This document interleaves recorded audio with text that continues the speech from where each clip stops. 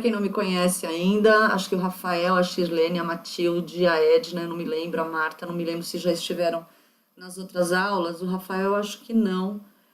A Shirlene também não me lembro do nome. Então, Lúcia, a última aula eu não subi. Ela estava travando demais, eu vou regravar, viu, para passar para a página. Porque ficou bem ruim mesmo. Até a gravação ficou ruim. Lembra que estava cortando bastante? Então, ela ficou muito ruim. Eu vou regravar, tá? Né, Shirlene, primeira vez. Ah, você assistiu, Edna? Que legal, que legal. Gosto assim. Quando vocês voltam. Ah, você faz o curso de constelação, Rafael? Que legal. Ah, a Marta também é a primeira vez. Que bom. Você faz constelação com a Lucila? Eu gosto muito da Lucila, do material dela, a aula dela é show de bola. Ah, que legal, Marta. Espero que você volte.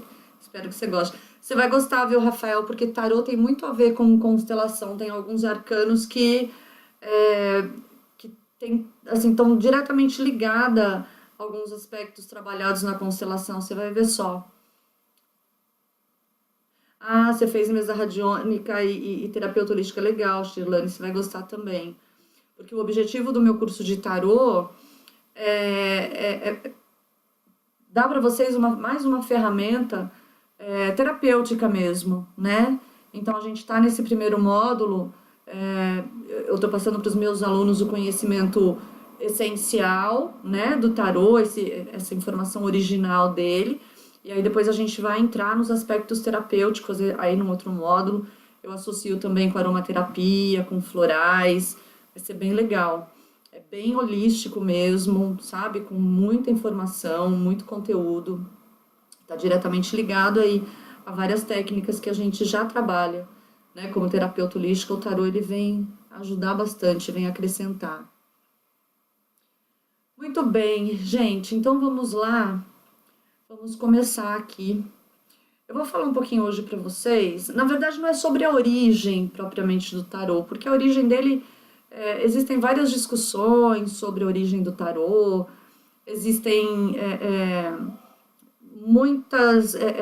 muita informação truncada, muita informação contrária. Então, você tem um autor que segue uma linha de pesquisa e ele conclui que então a origem é X, e aí depois o outro que a origem é Y, enfim. Ah, legal, Edna, você vai gostar. Faz sim, faz que você vai gostar. Vai gostar bastante, viu? Então, assim, o objetivo não é falar muito sobre a origem do tarô, tá? Mas eu vou falar com vocês sobre símbolos, né? Sobre a simbologia, na verdade, e sobre alguns tarôs, os tipos de tarôs diferentes que a gente conhece por aí, que tem muitos e eles são muito variados, né? Então, as principais diferenças de um para outro, por que, qual tarô mais interessante para a gente começar a estudar, né? E o porquê desse tarô para base de estudo. Então, é mais sobre isso que eu vou falar hoje, tá bom? Então, vamos começar a mudar aqui os PowerPoints. Gente, desculpa, mas eu tô com tosse ainda, então fica bem complicado. Eu começo a falar, aí vai secando a garganta e vai me dando tosse.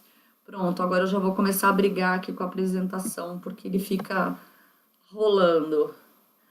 Oi, terapeuta healer. Qual o seu nome, terapeuta healer?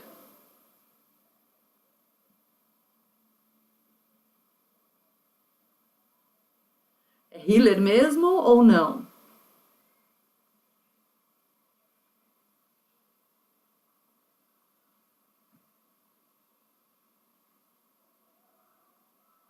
Ismael, legal. Oi, Tati, boa noite.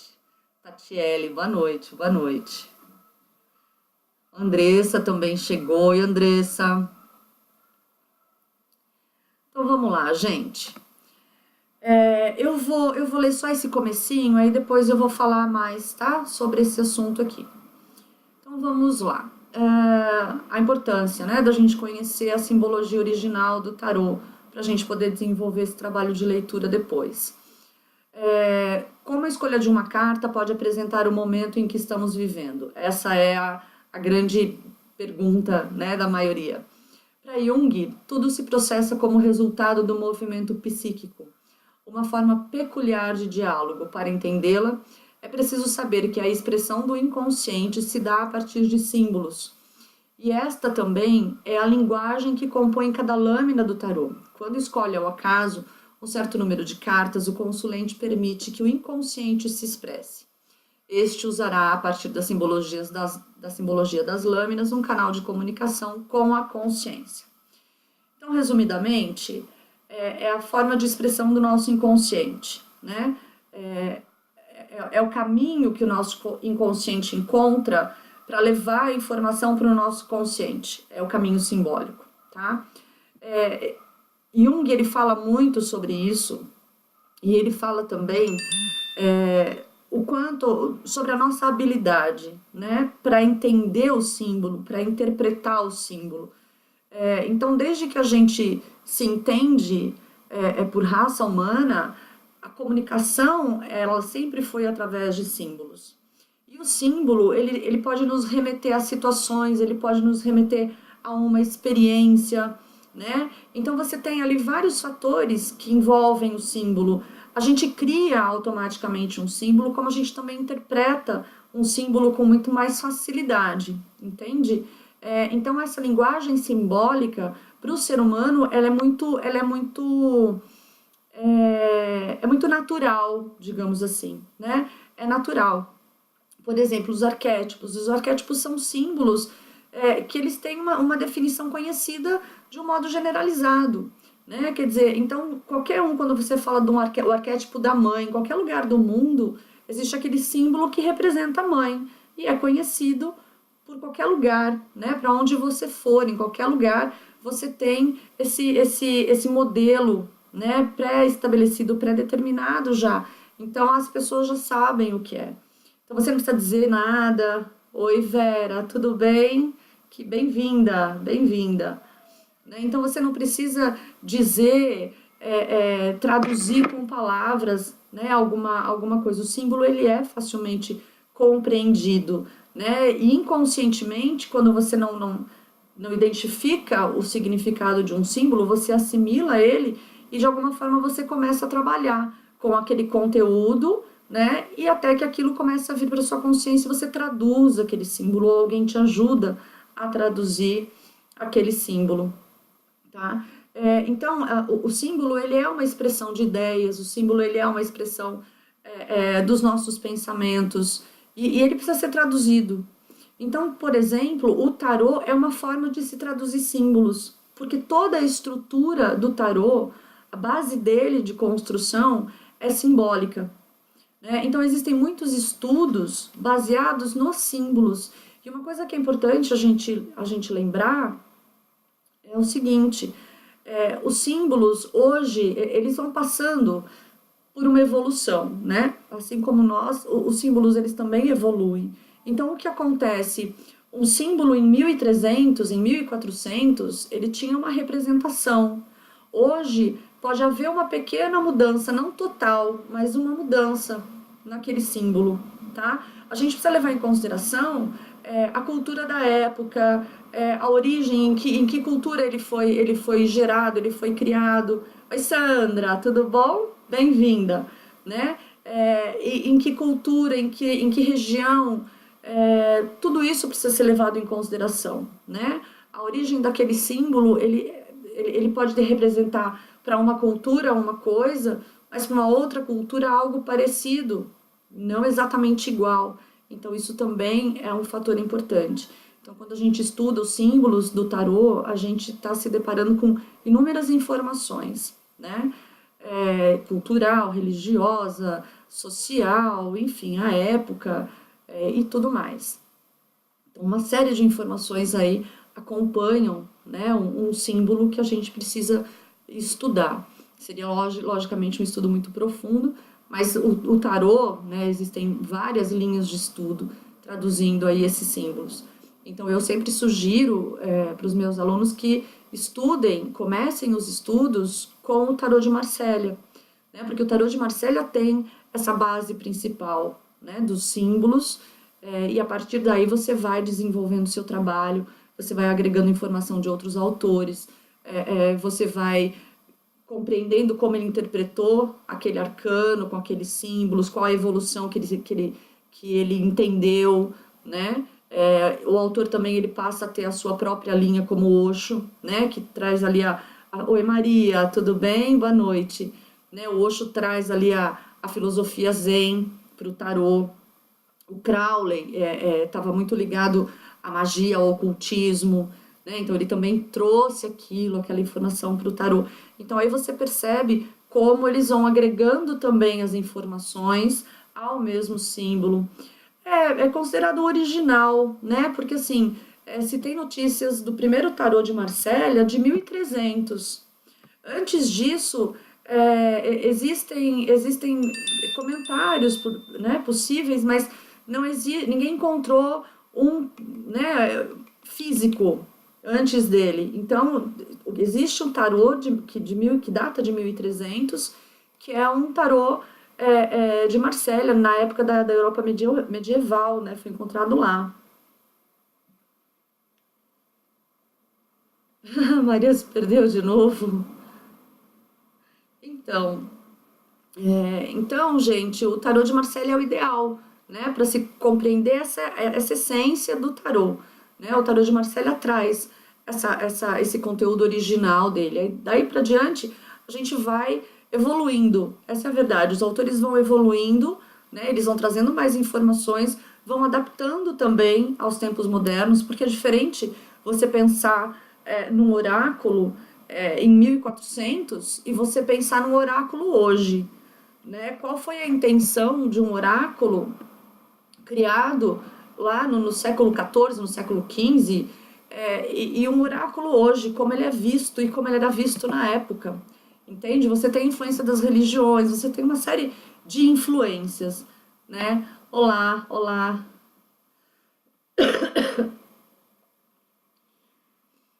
Então, Rita, são coisas distintas, completamente distintas. O tarô ele tem uma estrutura fixa, ele tem 78 lâminas, 22 arcanos maiores e 56 arcanos menores. Tá? Existe o porquê dessa estrutura. Então você entende ali o macrocosmo e o microcosmo, o homem, seus pensamentos, sentimentos e ações. Tá? No tarô, né? No tarô original, com 78 lâminas. O baralho cigano, ele não tem 78 lâminas, ele não tem essa estrutura, tá? Então, ele é completamente diferente.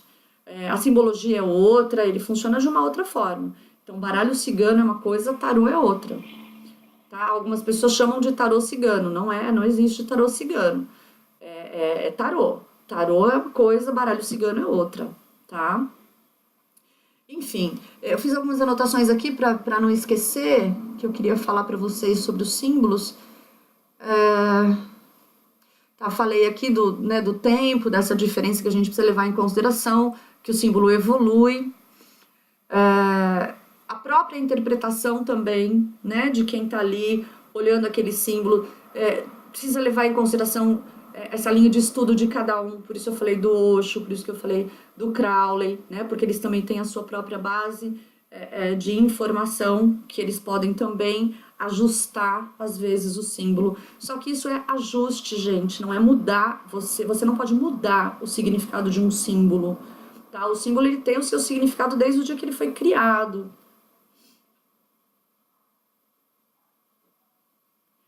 Então, assim, não existe... o símbolo, ele não muda completamente. Ele não é uma coisa num lugar e outra coisa em outro lugar, tá? As cores são... Tudo no tarô é importante, Vera, tudo. A posição do olhar, né, do personagem, se está sentado, se está em pé, a cor da roupa, tudo tem um significado, tá? Gente, vocês estão... Ai, meu computador tá... A tela fecha. Enfim, então isso é importante a gente lembrar, tá? A base de estudo do tarô tá diretamente ligada aos símbolos, né? E a gente consegue fazer a interpretação por quê? Porque a gente tem essa capacidade, né? A gente tem essa conexão com os símbolos, e a nossa forma de comunicação inconsciente até é o símbolo, tá? Então a gente consegue compreender, assimilar através do símbolo. Tá aí, por exemplo, o nosso alfabeto, os primeiros alfabetos que surgiram, né? Sempre foi tudo simbólico.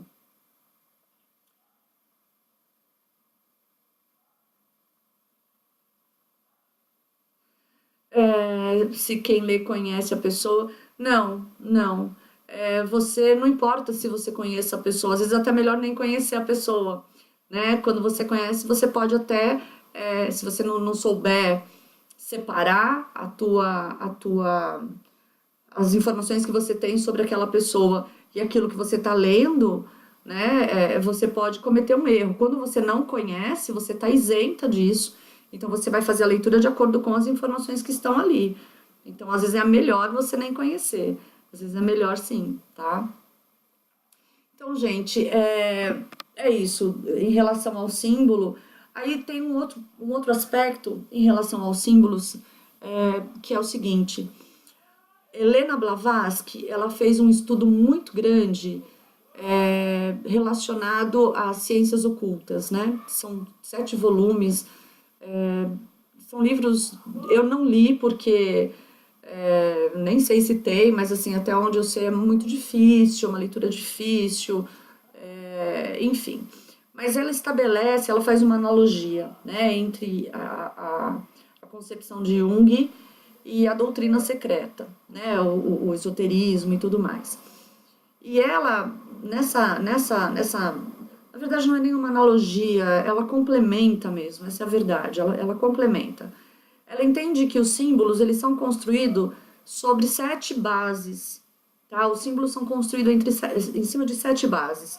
São elas: o astronômico, o numérico, o espiritual, o psicológico, o fisiológico e o antropológico. Eu comi um: espiritual, astronômico, numérico, geométrico, psicológico, fisiológico e antropológico. Tá? Então, todos os símbolos são baseados nisso. Essa é a base da estrutura de um símbolo, é o que ela fala.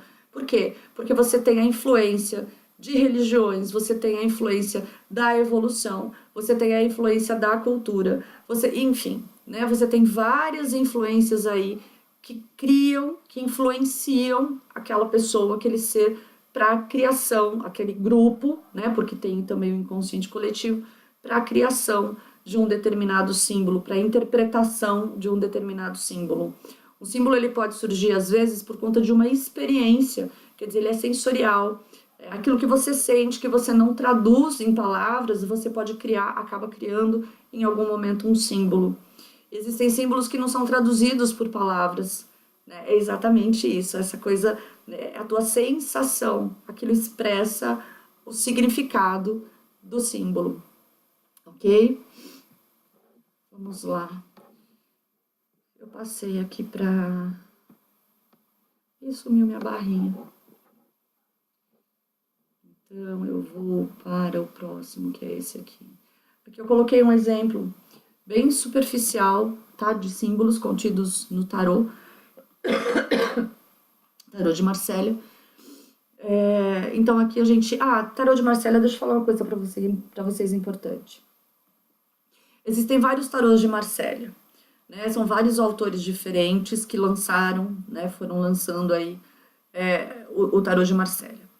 Existe um autor, ele chama, esse aqui, Alejandro Jodorowsky, sei lá, ó, vê se vocês conseguem ler. Esse aqui.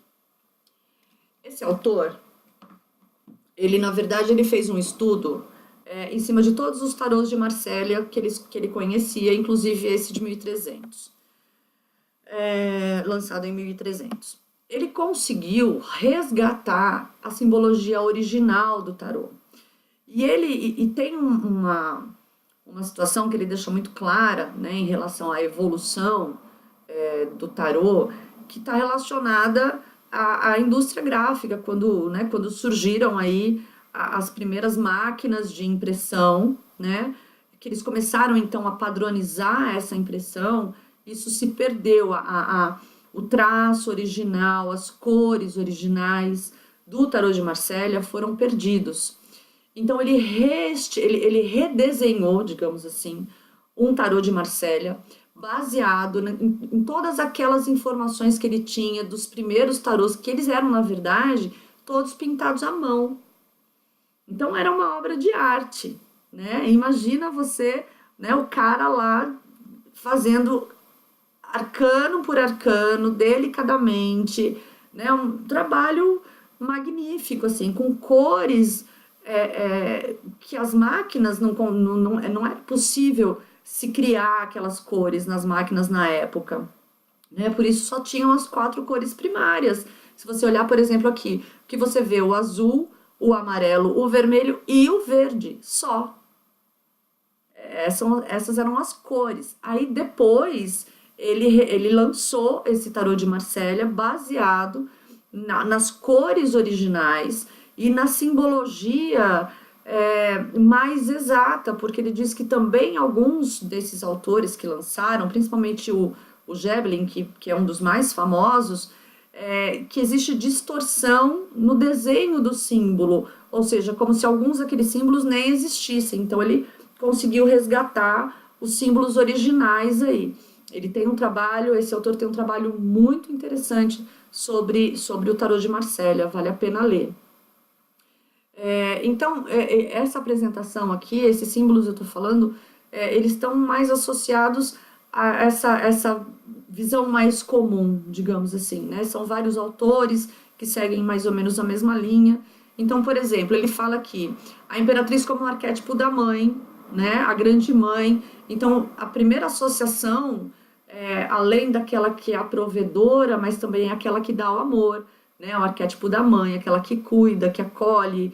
Esse é o arquétipo da mãe. Você já vê ali, né? A autoridade também da mãe. Mas os próprios símbolos contidos nesse arquétipo, nesse arcano, também confirmam a autoridade, né? Como, por exemplo, o cetro, como, por exemplo, o escudo. Tudo isso vem confirmando uma autoridade dessa figura. Então, quando você olha, você já sabe que tem ali uma coisa de matriarca mesmo, com um poder.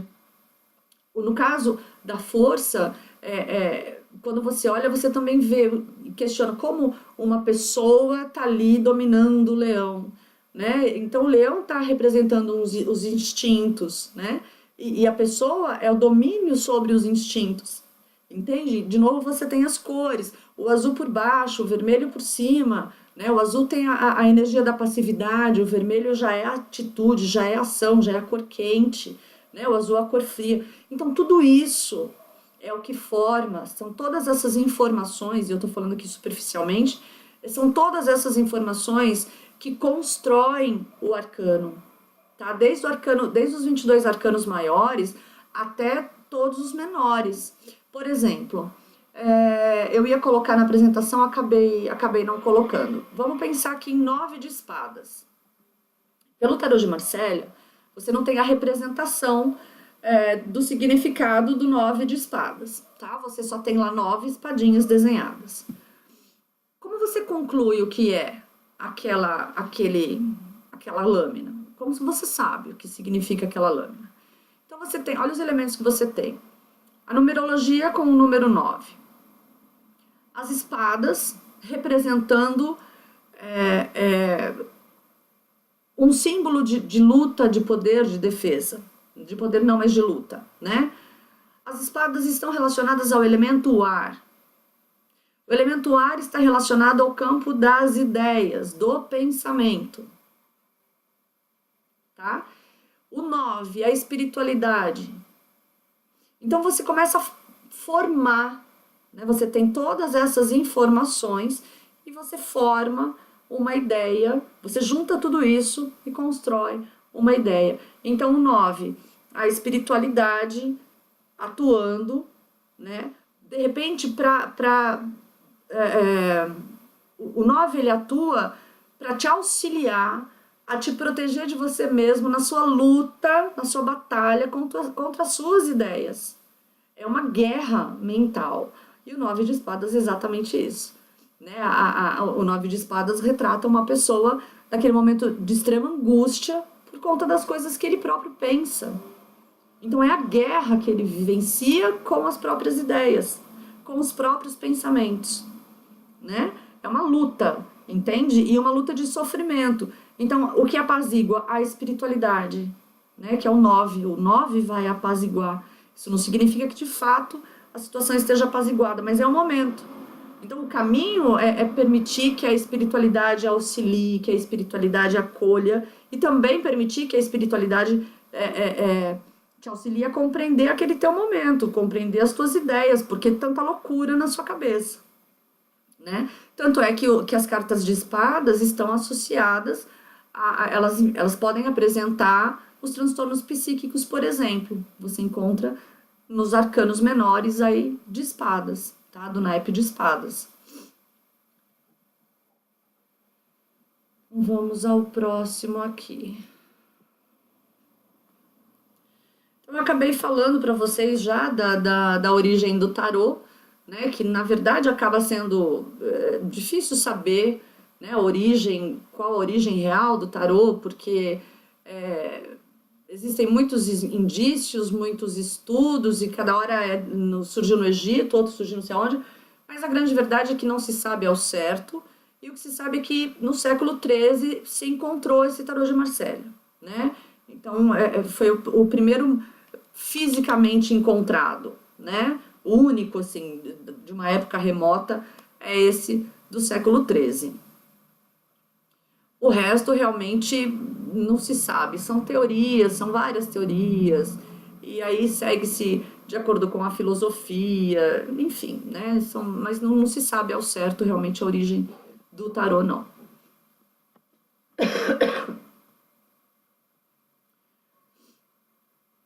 Bom, vamos falar então agora dos tipos de tarô. Vocês querem fazer alguma pergunta? Vocês têm alguma dúvida? Se vocês quiserem, antes da gente começar aqui com os tipos de tarôs.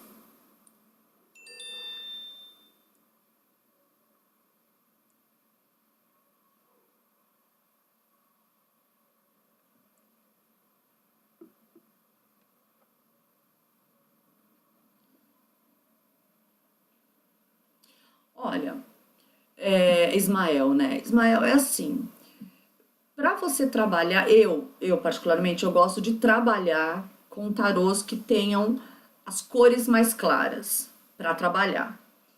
Mas para você aprender, para você compreender, é o que eu falei, você começar com o tarô de Marselha. Isso é importante, por conta da simbologia, tá? Mas depois que você conhece, depois que você aprende, você pode usar qualquer tarô, aquele que você se adaptar. Como eu falei, eu prefiro tarôs de fundo claro, né? Até porque você, né, às vezes você atende várias pessoas num dia, então ele, claro, ele é mais leve, ele é menos cansativo para você interagir com ele. Energeticamente também ele é mais leve, então é melhor, né? Um tarô claro. Entendi. O tarô do Ney Naif é um tarô bonito, é um tarô moderno, é um tarô bonito o tarô dele. Eu já vi. Mas enfim, então aí vai do que você sente, né? Se você sente que aquele tarô para você é fluido, que ele passa, você consegue captar a mensagem dele, a informação dele, então aquele é o seu tarô, né? Às vezes a gente compra um achando que ele é lindo, maravilhoso, você vai usar, não acontece. Você compra um outro e fala, nossa, é esse. Né? Então, assim, tarô não é beleza, você não pode comprar o tarô por conta da beleza dele, não, é você sentir. Né? Aquele tarô, quando você sente que ele é fluido na sua mão, é como se você conversasse com ele. Né? Eu costumo dizer, meu tarô está conversando comigo. E é isso, tem tarô que não conversa.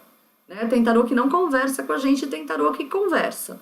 Né? Então eu prefiro os tarôs mais claros para trabalhar. Apesar de que eu tenho muitos tarôs, eu amo tarô, né? Mas tem uns que são assim, xodó, não é para jogar, é para ter, né? Porque eu gosto muito de tarô, eu tenho uns lindíssimos, né? E que eu ganho de presente também. Eu amo tarô, mas assim, realmente não são todos para trabalhar, não. Para trabalhar, eu tenho alguns, eu uso dois, na verdade, eu uso só dois para trabalhar. Né? Às vezes eu pego os outros para ler, porque, né, são os meus queridos, obviamente. Mas para trabalhar mesmo, eu uso o adivinhatório, que ele é fundo branco, ele é bem simples de imagem. Ele é parecido um pouco. Ele é uma mistura de tarô de Marsella com tarô egípcio, ele tem uns símbolos ali. Eu gosto de trabalhar ou com esse, né? Ou com o tarô do White. São os dois tarôs que eu uso para trabalhar, tá? Porque eles são leves, né? Eles conversam comigo, tá bom? Então vamos lá, gente. Vamos falar aqui sobre os tipos de tarôs. Isso é bem legal. Nós temos aí 4 tipos de tarôs. Então nós temos os tarôs clássicos. Tem as imagens, eu vou mostrar. Tá no PowerPoint, tem imagem, Vera. Os tarôs clássicos são basicamente os tarôs parecidos, todos ali mais ou menos iguais ao de Marsella. São todos com a mesma estrutura, com a simbologia muito parecida. São praticamente os de Marsella. Então aqui, ó. Tá vendo? Esses são clássicos, tá? Então você percebe, por exemplo, nos arcanos menores, você tem lá as 2 taças, né? Ou você tem ali uma espada, entende? Então você tem o arcano maior desenhado, né, como todos eles eram na época, e os menores, eles são só o desenho do símbolo, né? Então uma taça, 3 taças, é só isso, tá? Então aí muda o traço do autor, as cores que o autor dava, mas a estrutura dele, ele é basicamente desenhado todos mais ou menos no mesmo estilo, variava a época só, né? Aqui tem mais outro.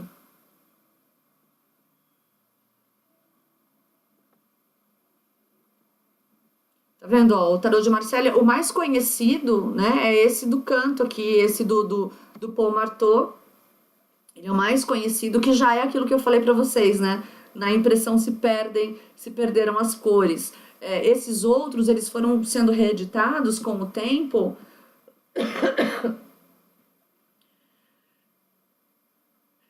Do Visconti é bem bonito. Mas ainda se perdia, né? Eles perderam aí as cores originais, né? Por isso esse outro autor conseguiu resgatar, né, as cores originais aí. Mas a simbologia, você vê a forma da lâmina ser estruturada, esses são os tarôs clássicos, tá? Então são esses autores aí e os tarôs clássicos. Eles são todos basicamente da mesma forma, tá? Os arcanos menores, todos eles são só o símbolo. 5 de espadas, então são 5 espadas. 2 taças, então são só as 2 tacinhas. Quando você olha para o tarô, se você não souber o significado dele, aquela lâmina não retrata o significado dele, tá? São só os símbolos.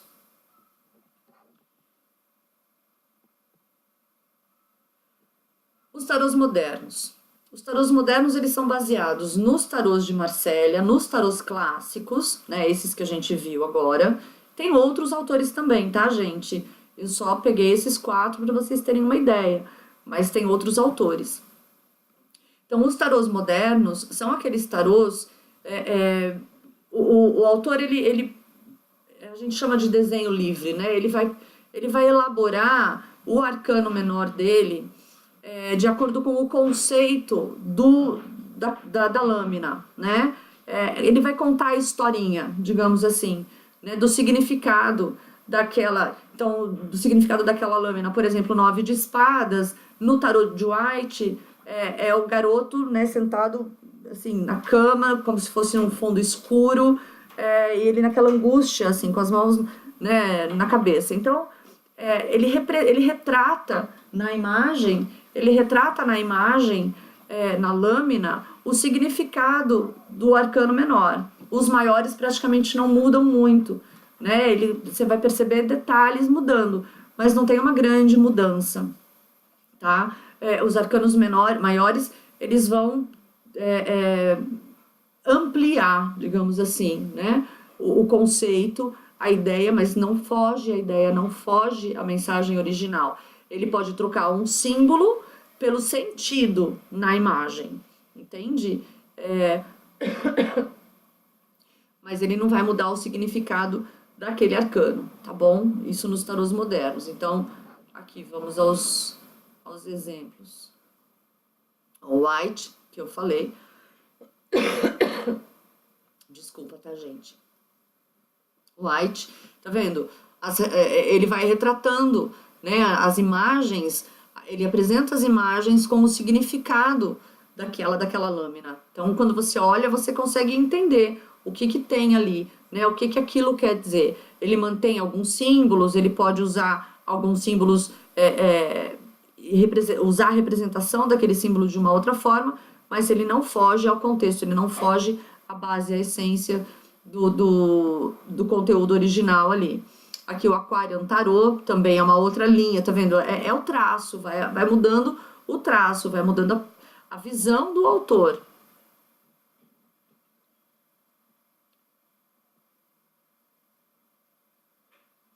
Aqui.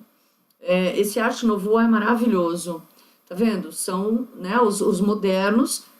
Como eu falei, você vai percebendo os detalhes dos arcanos menores, dos arcanos maiores, mas basicamente eles são muito parecidos, principalmente nos arcanos maiores, muito parecidos com os de Marsella. Tá? Os arcanos maiores, as mudanças são bem sutis. São bem lindos. Esse Arte Nouveau é maravilhoso, o Arte Nouveau é lindíssimo. Aí os tarôs surrealistas, gente. Os tarôs surrealistas, eles já...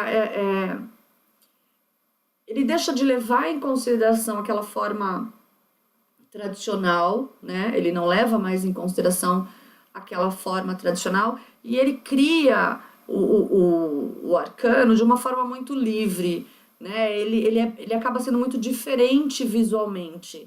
Então você tem que ir ali estudar o autor para saber exatamente o que para saber exatamente o que aquele arcano quer dizer, porque só de você olhar você não consegue entender o significado dele, que é o caso, por exemplo, do Zen, do Osho, tá? Então vamos lá, ó. Aqui, ó, o Zen do Osho. Você percebe que a forma de ilustrar é muito particular. É a forma que ele encontra. É lindo, né, Cid? Eu não sabia que você estava aí, Cid. Oi, tudo bom, minha linda? A forma que ele encontra de representar aquele arcano, ele também agrega o conhecimento dele, né? Ele agrega o Zen, né? A filosofia aí, Zen. A mesma coisa o Crowley. Então também é uma outra linha de ilustração, né? Que ele traz ali, além do conteúdo do arquétipo, do arcano, mais as informações dele, entende? Da cultura, da filosofia, da religião, do que for. Então ele agrega, tá? Ele não anula a informação original e ele agrega mais informações. No caso do Osho, ele ainda acrescentou uma lâmina. Tem uma carta a mais no tarô do Osho, quebrando a estrutura dos 78 arcanos, né? Ele tem 79, porém, ele não deixa de ser considerado um tarô, porque a estrutura original de 78 arcanos está perfeita, ou seja, não há alteração nessa estrutura, e ele acrescentou que é o mestre, né? Que ele coloca o mestre no tarô. Então é lindo, é um tarô lindíssimo, de uma sensibilidade maravilhoso esse tarô dele. Eu tenho meu xodó também, né? Como muitos outros aí, meu xodó. Vamos lá.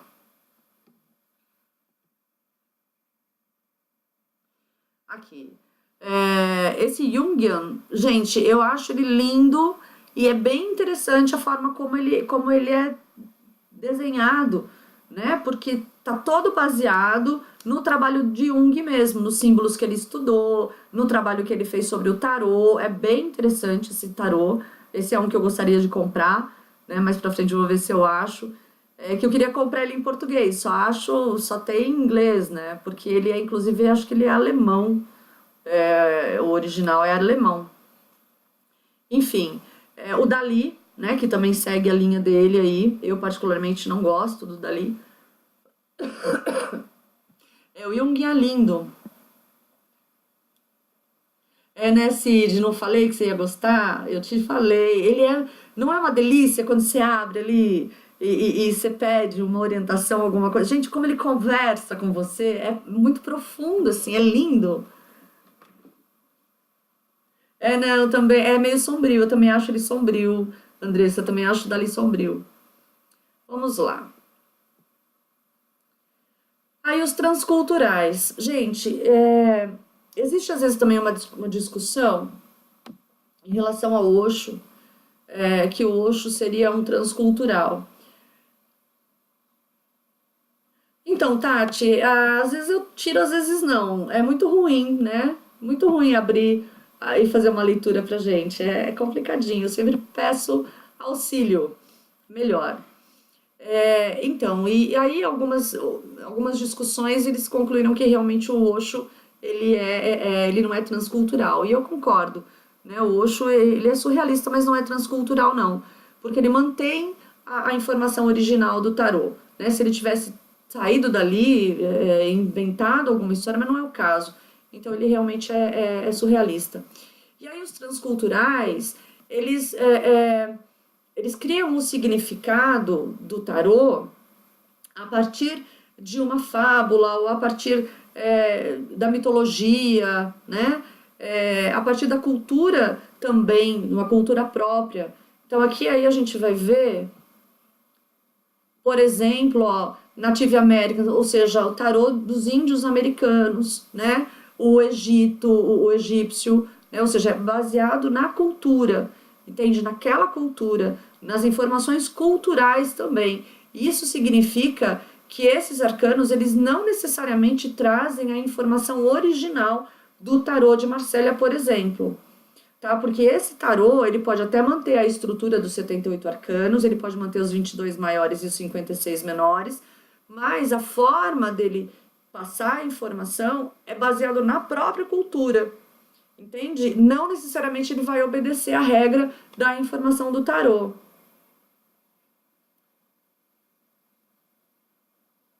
Cid, é essa imparcialidade que é difícil a gente conseguir para ler pra gente mesmo, né?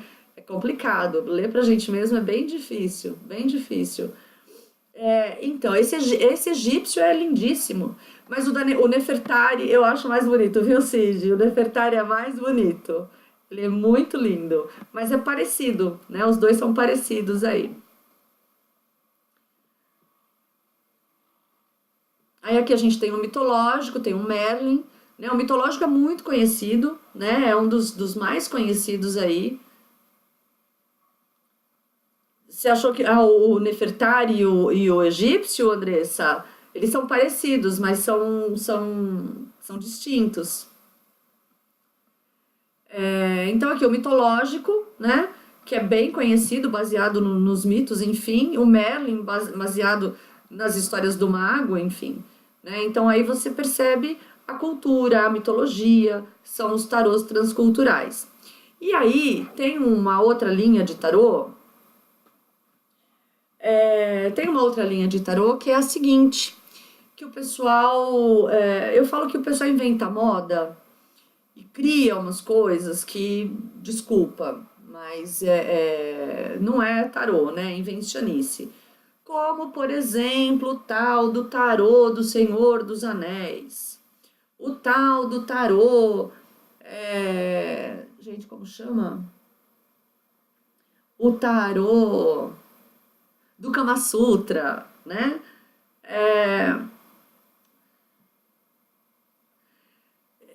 Eu já te respondo isso, Vera, só finalizar aqui. Então, esses tarôs que são chamados, as pessoas colocam esses tarôs na categoria do transcultural e também na categoria do fantasia. Algumas pessoas juntam e criam uma categoria só, transcultural e fantasia, né? E outros separam, então são duas categorias diferentes e aí ficam migrando esses tarôs. Tarô do Harry Potter, exatamente, exatamente. Desculpa, isso não é tarô. Isso pra mim é brincadeira e não é tarô, né? Então isso não é sério, eu não vejo seriedade nisso. Tem alguns, eu vi, por exemplo, um do Senhor dos Anéis, era muito bonito, né? Era muito lindo. Gente, não é tarô, desculpa, né? Então não adianta inventar que é transcultural, que é fantasia. Não é tarô, não é, né? Não é porque aí inventa lá uma história, né? Não cabe, entende? Não cabe no tarô. Então isso se perde. Mas existe aí alguns consideram essa categoria também de fantasia como tarô fantasia. Eu desconsidero esta categoria. Enfim, mas esta sou eu, não é? Tem gente que considera, vamos respeitar, ok? Deixa eu ver aqui, a Vera escreveu, deixa eu ver.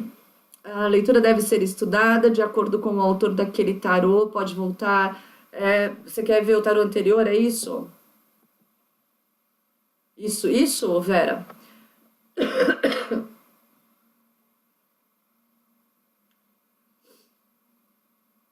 Então, Vera, na verdade é assim, olha, quando você estuda tarô,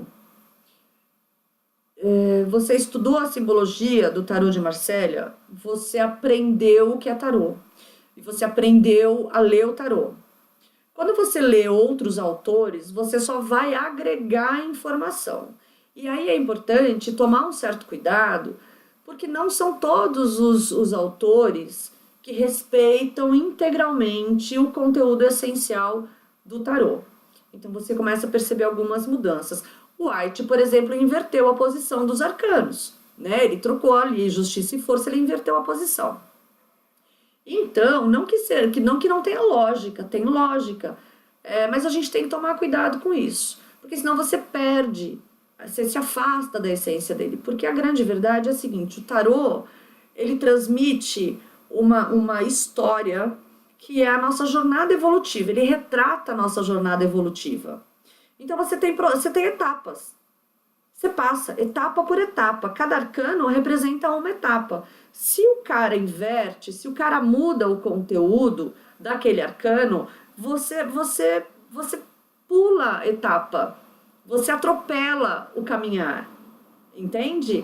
Então, o importante é você compreender esse processo evolutivo. Exatamente, exatamente. É a nossa jornada evolutiva. Então, a nossa jornada evolutiva, ela tem que estar retratada ali, arcano por arcano. Se a nossa jornada evolutiva não estiver retratada ali, então você tem que tomar muito cuidado para fazer a leitura, porque senão você não está lendo o tarô, você está lendo o autor. Entende? E ler o autor é diferente de você ler o tarô. Né? Por exemplo, eu gosto de ler o Osho, mas aí é o Osho. Mesmo eu sabendo que ali tem o conteúdo do tarô, a mensagem do Osho é extremamente importante, né? É uma mensagem rica. Então, é como se fossem duas coisas distintas, entende? Então, o que a gente precisa ter claro, o que eu tô falando para vocês, foi como eu estudei tarô. Então, assim, você começa a buscar a tua base de informação e é ali que você constrói o teu conhecimento. O resto você agrega e tem coisa que você descarta. E descarta mesmo, porque tem umas coisas que são viagem, doideira, né? Por exemplo, eu não leio tarô de Crowley. Eu acho o tarô de Crowley muito denso, eu acho o tarô de Crowley muito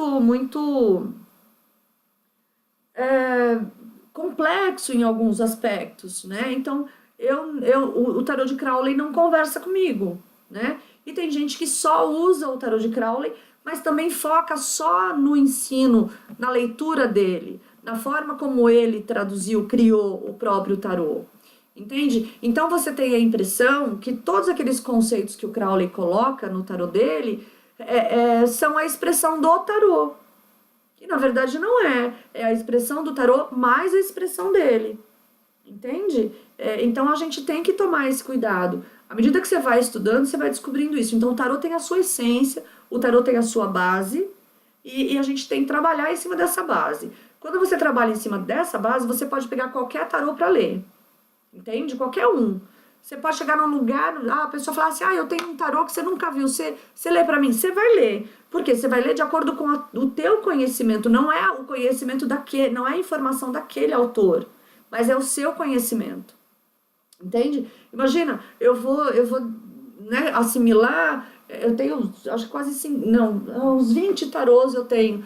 Imagina, eu vou assimilar as informações de 20 autores diferentes, e aí um fala que o negócio é cor-de-rosa, o outro que é roxo, o outro que é verde, e aí eu vou ler cada dia, então, que aquele dia aquilo é verde, no outro dia aquilo é roxo, no outro dia...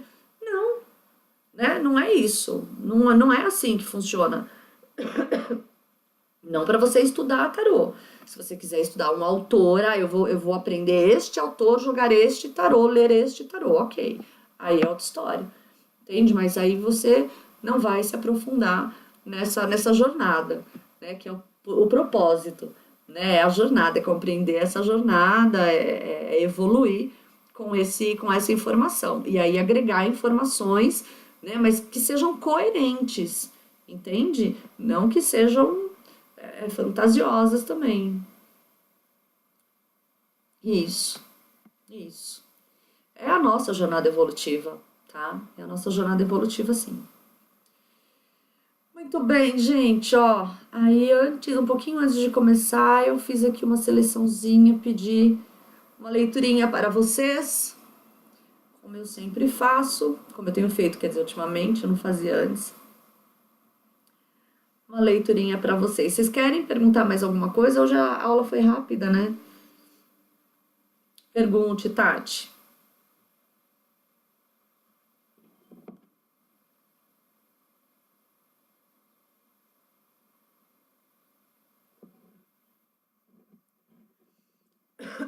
Deixa eu mostrar o Nefertari para vocês, que é lindo.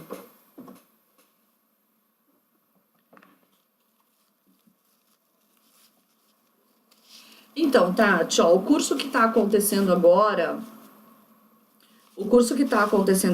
é esse curso onde eu apresento essa estrutura essencial do tarô, tá? Então eu vou orientando os meus alunos em pesquisas e tudo mais, para que eles construam essa base, né?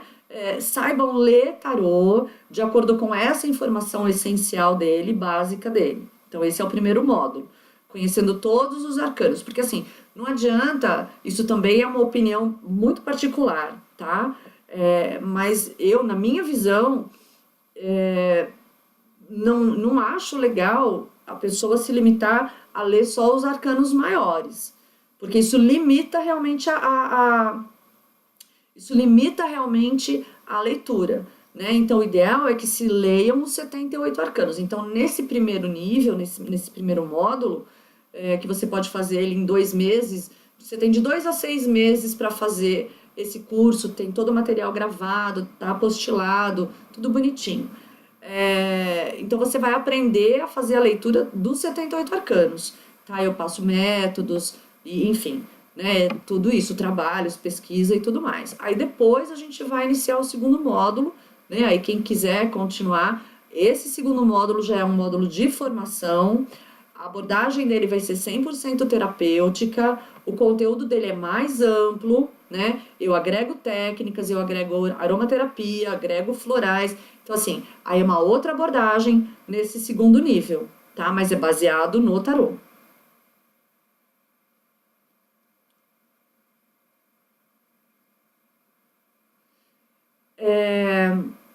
Então, Vera, é assim, normalmente o olhar para a esquerda está associado a olhar para o passado, o olhar para a direita associado a olhar para o futuro, o olhar para baixo, normalmente a inatividade, também o olhar para dentro, né? Essa coisa da introspecção. Então, é mais ou menos isso, né? Só que aí você precisa levar em consideração o contexto, né? Tem um contexto ali. Então, às vezes, olhar para trás não significa olhar para o passado, mas evitar olhar o futuro, entende? Então, precisa ver o contexto. Então, na verdade, você tem aí 6 meses para você acompanhar, tá? É um tempo razoável, assim. E outra, eu fiz o curso, esse primeiro curso, eu daria, teoricamente, uma aula só por mês. Eu tô fazendo uma aula por semana, né? Que eu quero realmente passar bastante informação para as pessoas. Então tem bastante informação. Eu não tô fazendo esse curso em 2 meses, não. Eu tô fazendo ele num pouquinho mais. Tá passando aí dos, acho que vai passar dos 3 meses.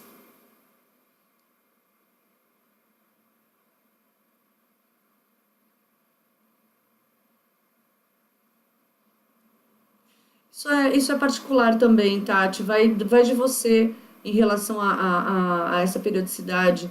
Né? Não adianta ler todo dia, isso é fato.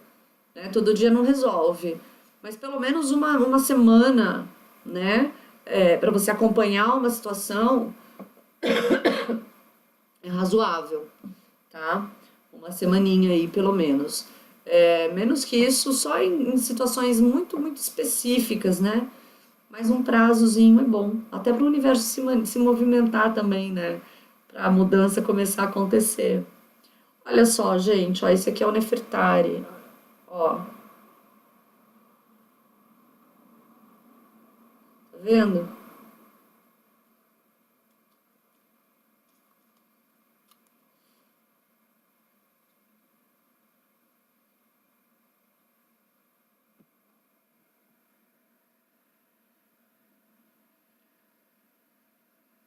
Ele é lindo.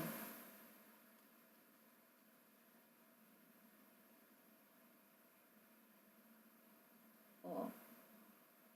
E ele é dourado. Gente, ele é maravilhoso. Guardado a sete chaves. É assim, é o tipo de tarô que ninguém toca, né? E assim, você fala, deixa eu ver, deixo na minha mão. Você olha, na minha mão, não pega, eu não deixo. Né? Tem esse, eu tenho, assim, são vários que eu realmente amo. Esse eu ganhei de uma pessoa muito querida, então mais uma razão, né, para guardar mais ainda. Deixa eu ver outro aqui. Tem o Cosmic também, que é bem lindo.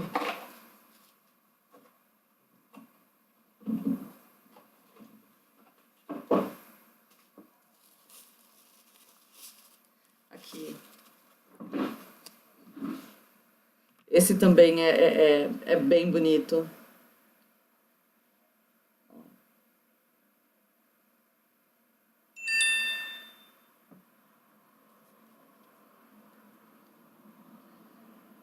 Então, Tati, faz o curso comigo. Você vai aprender tudo que você precisa. Aí eu vou indicando os livros, mas tem livros bem legais. Esse é o Cosmic. Esse Cosmic é um surrealista.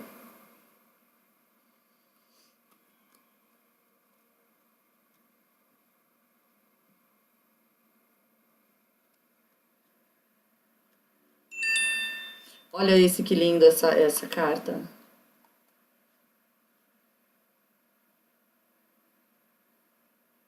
Ele é lindo, gente. Ele é lindo. Enfim, eu tenho um italiano também que eu acho maravilhoso. É, também é bem lindo. Ele lembra um tarô medieval, assim, sabe? Muito parecido com o de Marsella. As cores muito bonitas. Ele fica até na caixa, porque até a caixa dele, até a caixa dele é chique. Eu ganhei de um amigo que foi pra lá e trouxe pra mim. Olha a caixa, que maravilhosa. Ele ele é muito delicado. Olha,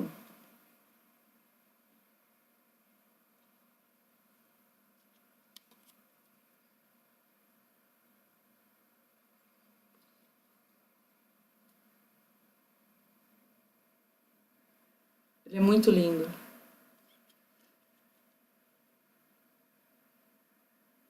Tá vendo? Muito baseado, né, no tarot de, tá vendo, ó, de Marsella, ó. Um clássico, né? Ele é um clássico.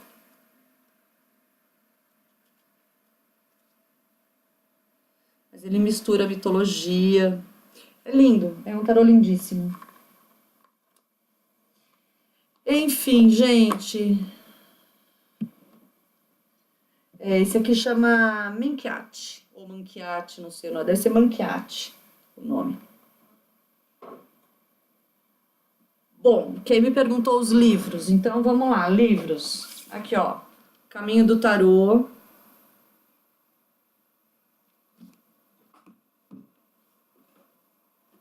Jung e o tarô.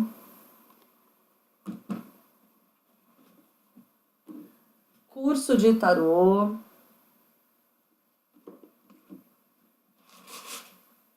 Meditações sobre os 22 arcanos maiores do tarô.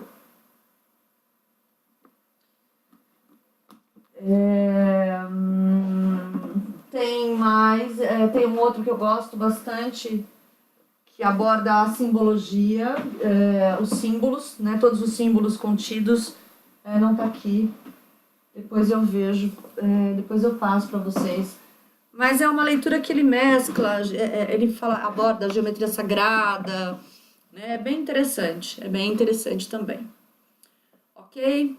Posso fazer essa leiturinha para vocês?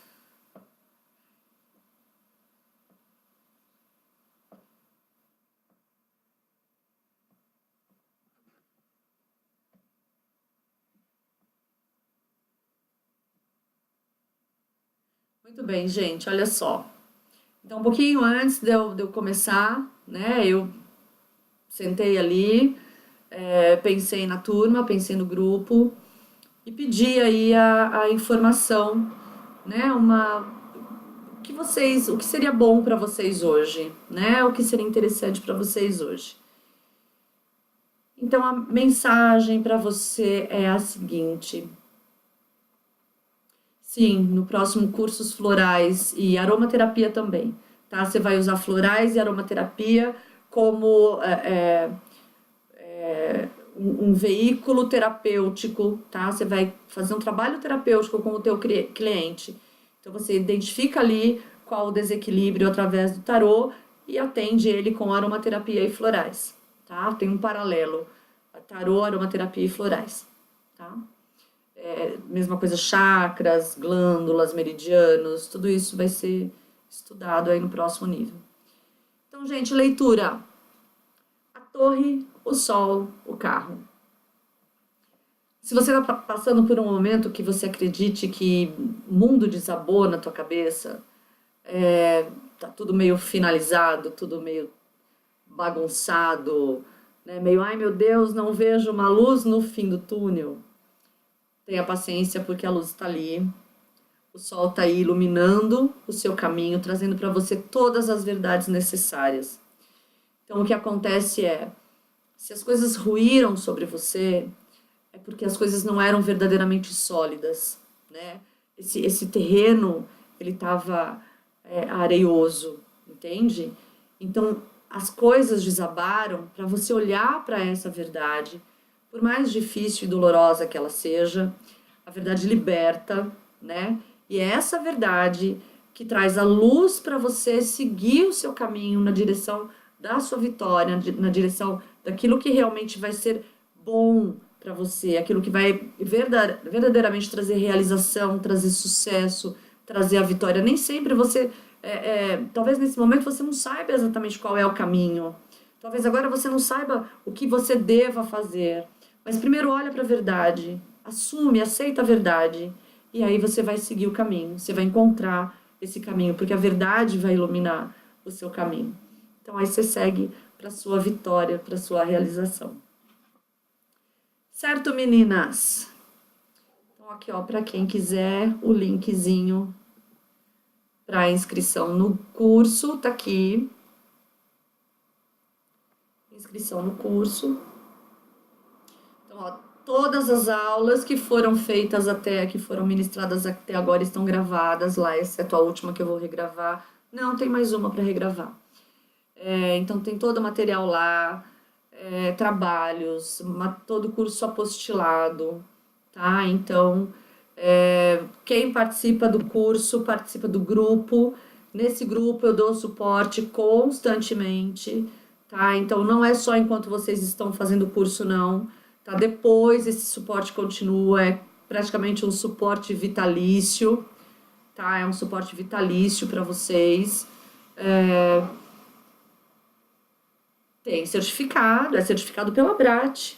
O curso é registrado, o curso é certificado pela Abrat, tudo direitinho. Eu só não me lembro agora, como eu acabei mudando a estrutura, Eu não me lembro agora qual é o tempo exato de certificação, qual é o tempo que consta, né, no certificado, qual é o tempo de curso. Eu não me lembro como é que consta, como é que vai constar isso no certificado. Mas esse certificado, você pode depois somar ele com outros cursos que você fez para você ter a sua certificação como terapeuta holístico, tá? Então ele é um curso que você pode, por conta das horas, né, fazer a somatória de horas de outros cursos e tirar a sua certificação. Mas o outro já é um curso de formação mesmo. Esse é um curso de capacitação. Esse primeiro, ele está no nível de capacitação, tá? O outro já é nível de formação. Então, você realmente tem a sua formação como terapeuta holístico ali. Marta, eu que agradeço. Vera, muito obrigada. Obrigada, gente. Obrigada a todos vocês. Então, esse você tem até 6 meses para fazer esse estudo todo. O outro eu ainda não fechei o tempo dele, porque eu ainda estou trabalhando no conteúdo. Eu devo lançar ele em setembro, mas provavelmente 1 ano e meio, o outro curso. Fátima, beijo. Tati, beijo todo mundo. Gente, me manda mensagem em inbox, eu respondo para vocês, tá bom? Tô lá no Facebook. As aulas são web, todas. Todas as aulas.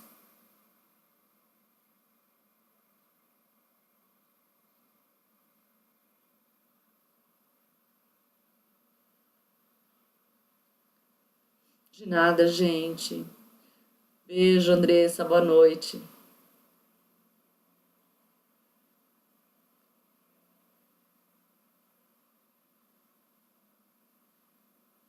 Bom, gente, então, ó, se vocês. A Verônica tá aí também. Oi, Verônica. Vocês ficam lá escondidinhas, eu não vejo vocês. Olha só, agora na hora que o curso acaba, eu vejo a Verônica lá.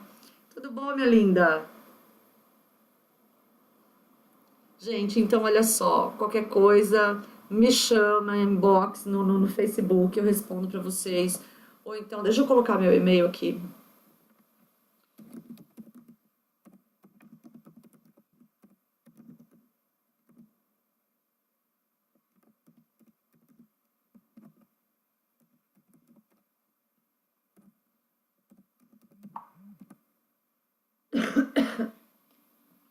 Tá? Se vocês precisarem falar comigo, tá aí, ó.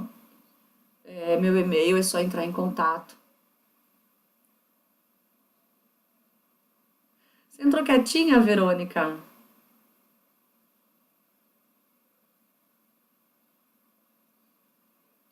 Gente, então olha só. Então é isso. Precisando de qualquer coisa, é só entrar em contato, tá bom? Ó, beijo a todos, muito obrigada pela presença de vocês. Obrigada a todos. Verônica, Vera, Ismael, Tati, Cid, Sandra, Matilde, Henrique, Edna. Obrigada, viu, gente? Muito obrigada. Pois é, Verônica, tem que participar das outras vezes também. Gente, beijo pra vocês. Fiquem todos com Deus. Obrigada. Beijo. Tchau, tchau.